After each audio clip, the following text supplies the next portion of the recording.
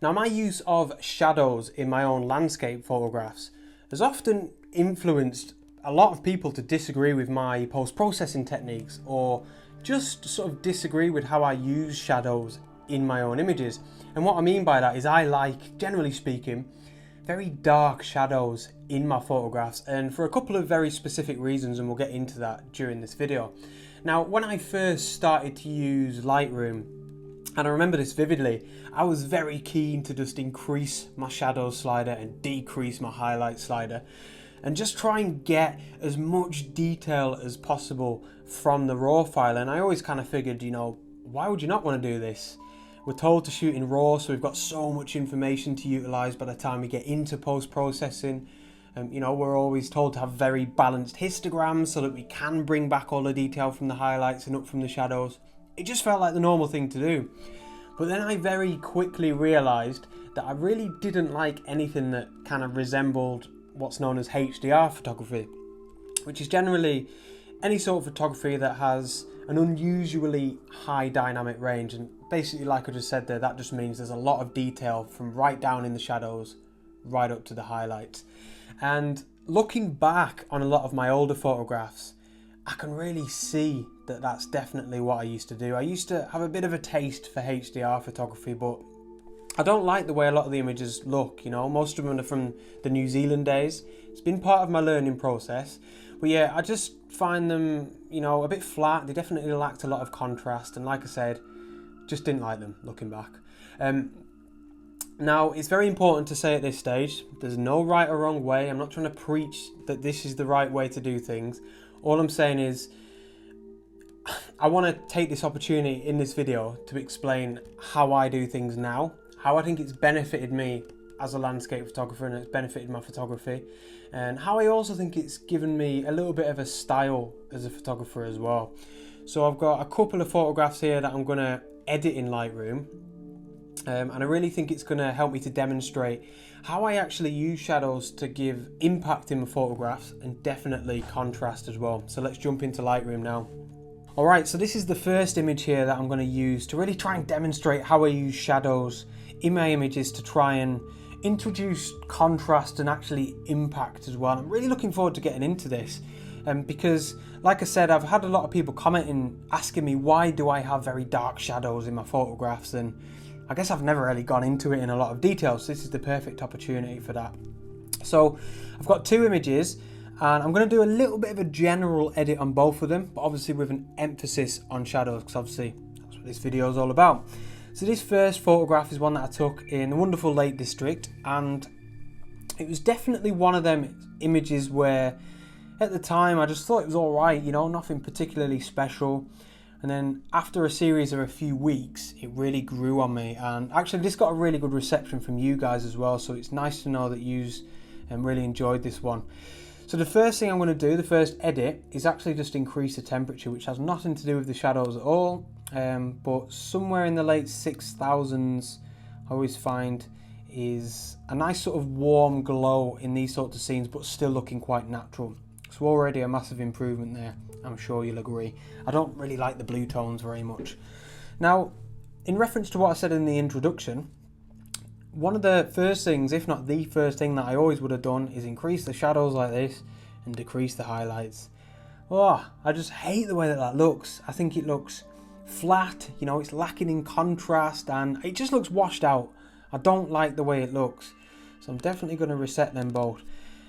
And what I'm going to do here is globally reduce the shadows with this slider here, and it's all about these rocks to the left and right hand side of the river, and this is helping to do two things here. It's getting rid of some of the detail, which in my opinion is just a distraction. You know, you as the viewer, you don't need to see so much detail down here in them shadows. You've got a little bit here, but because they're so dark, it does one thing, it adds a little bit of mystery down there. You know, you don't get to see how much detail is in my rocks down here.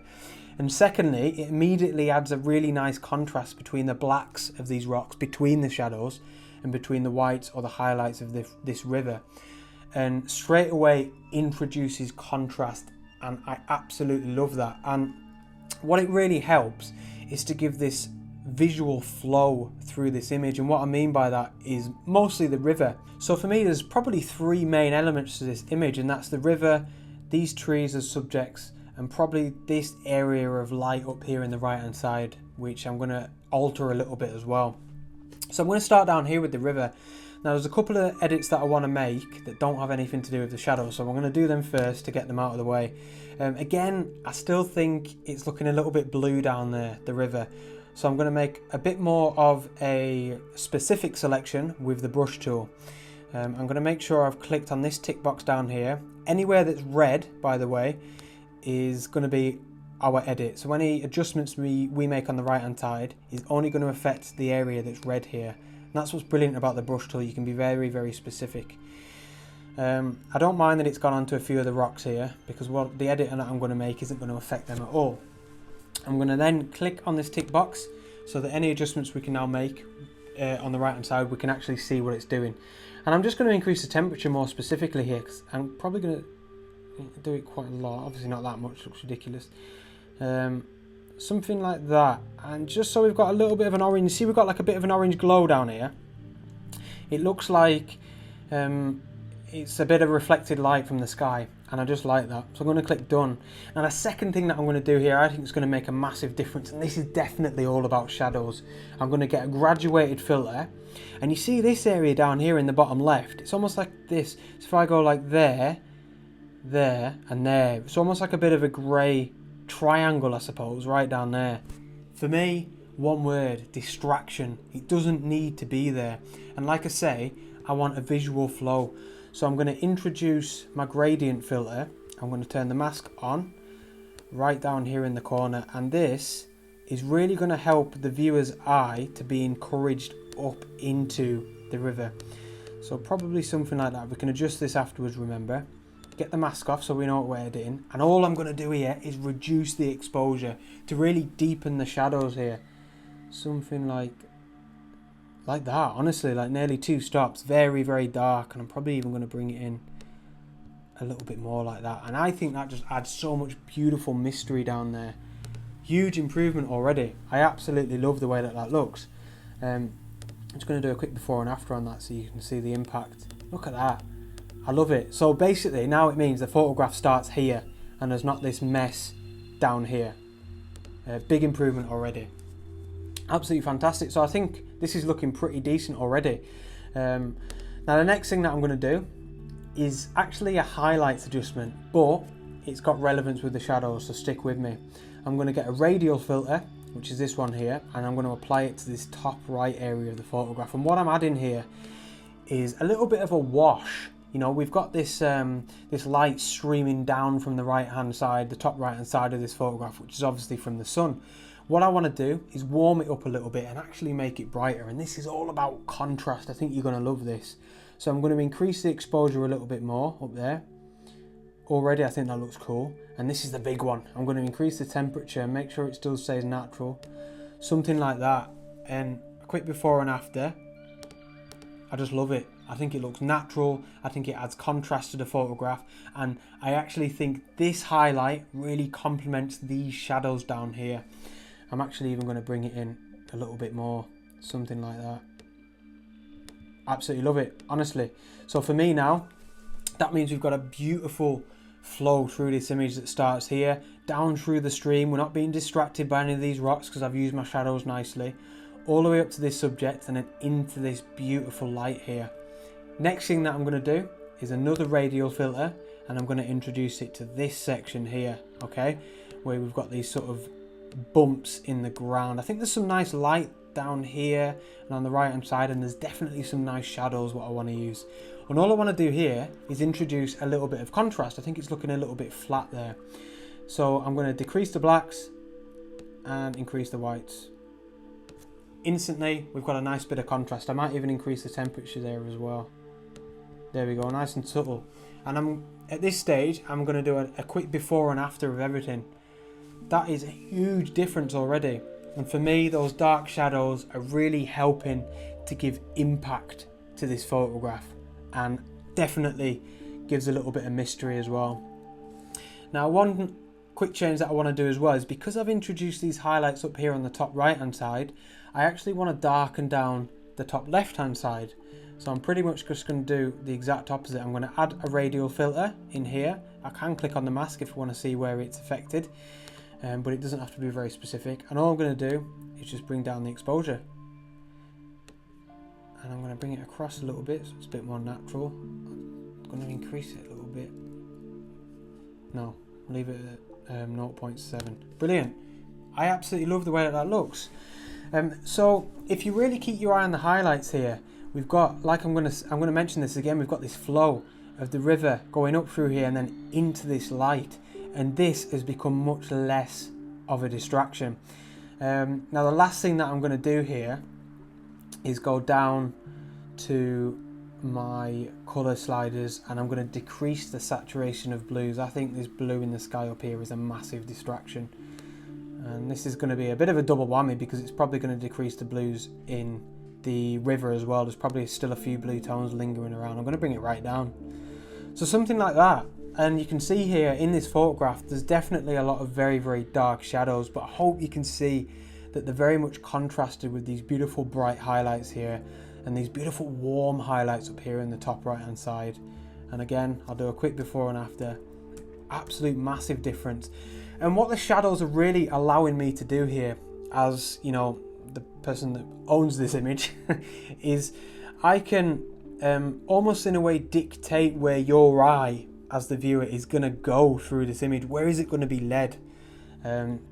Which is a really, really nice tool to have, and I think in many ways the shadows are just as important in creating that that journey as the highlights are. Absolutely fantastic. So let's go on to the next photograph now. Okay, so this next photograph is one that I'm really proud of, and this, coincidentally, everyone just thought was taken on the same morning as the previous image that we just edited. Really proud of this one. It's called The Lion and the Lamb. This one's available as a print as well on my website, and I absolutely love it. And it's definitely going to be another good example of how I use shadows, how I use dark shadows in my images and why I use them. Really good example actually. Now ironically, the first thing that I'm going to do here is decrease the highlights, yep, as I thought, right down to the bottom, which is something that I said I didn't really like doing. But if you see here, if I was to then introduce the shadows up to the full, up to their maximum, again we've got a horrible sort of washed out HDR look. Don't like it at all. So I'm going to get rid of that. Now you can see here it is very, very dark down, and the whole image itself is actually quite dark. So I'm going to introduce the shadows a little bit. But obviously there's a hell of a lot of texture in all these shadows in the foreground, which is obviously where the shadows are. And if I just had it like that, to me, it's just carnage. There's way too much going on. So what I'm trying to do here is increase the shadows globally, but still being quite subtle. You know, I can introduce a little bit of texture. I can almost tease you guys with the texture in the rocks, but not too much so that it's a distraction. So probably something like that. And I think that looks pretty cool. And this photograph, I don't know if I just said there, but it's called The Lion and the Lamb. And if you didn't watch the video, or if you've never seen this one before, that's because here, this rock formation up on Helm Crag in the Lake District near Grasmere is called The Lion and the Lamb. Hopefully you can see that there. This is the lion, this is his head here, and he's got his little mate down here, the lamb. So that's pretty much the main subject of this photograph, or definitely the main subject. So I'm genuinely like quite happy with the shadows there, even though that's just been a very quick adjustment. Now one thing that I'd probably like to do here is create a little bit of a flow through this image, and what I mean by that is foreground down here up to the lion and the lamb, and then obviously into that beautiful morning sunrise sky. And all I'm going to do is use the brush tool here. I'm going to press O on the keyboard, or I can, you know, manually select this tick box down here. And if you see here, this area here, this green area all the way up through there is almost like a little bit of a faint path in terms of highlights.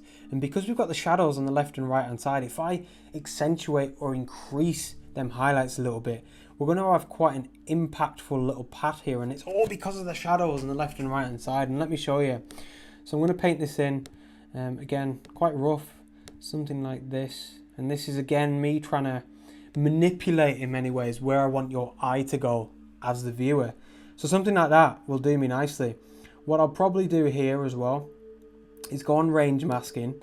I'll go on luminance, which is light, and I'll increase the range away from the shadows a bit. And what that basically means is that mask is going to go away from all, or most of the dark areas of that selection. So something like that. Okay. So I'm gonna click done there. Oh, sorry, no, I'm not. I'm gonna get that back up.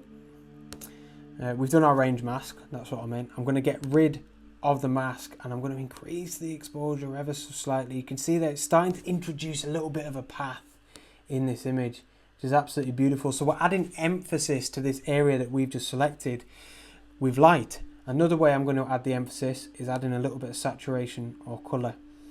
And in this instance, I'm going to add full saturation. So it's still very subtle, and a little bit of temperature as well, which again is going to help to add a little bit of colour. And for me, I really think that demonstrates the use of shadows pretty well. You know, that, especially compared to the last photograph, that's really simple. And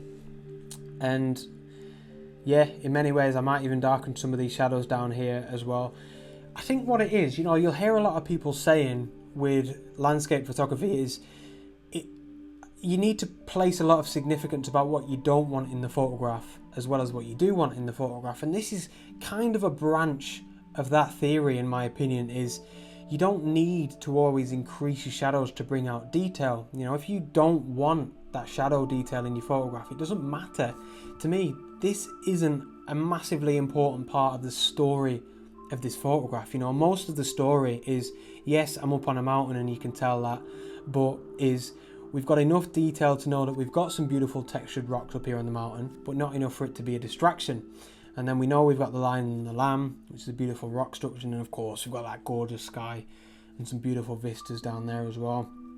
So that's pretty much it.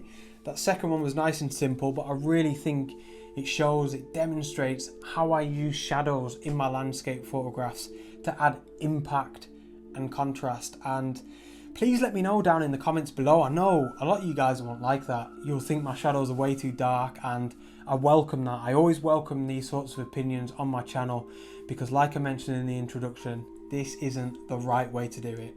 This is my way. But I hope you guys have learnt a thing or two, and I thank you very much for watching, and I hope you're all doing well. And I'll see you on the next one. Out.